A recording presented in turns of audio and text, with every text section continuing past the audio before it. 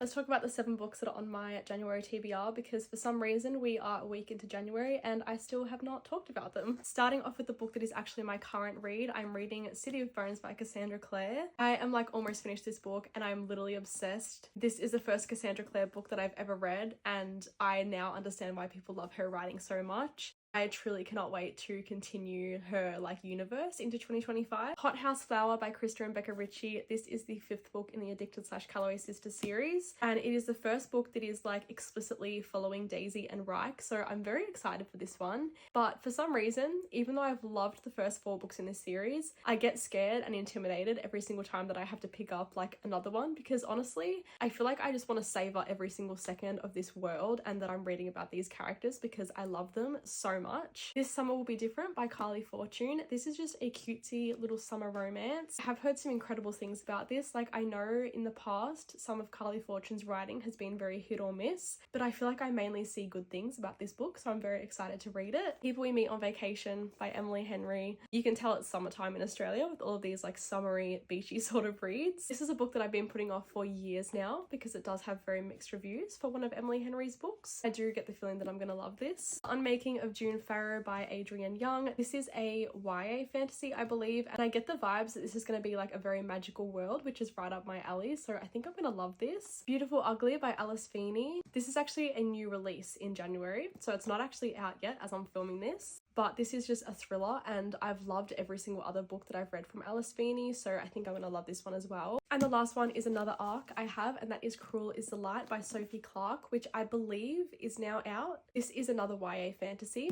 and when I read the back of this book, I was honestly automatically intrigued. I'm excited to read this. And of course, because it's an ARC, I want to read it as soon as possible.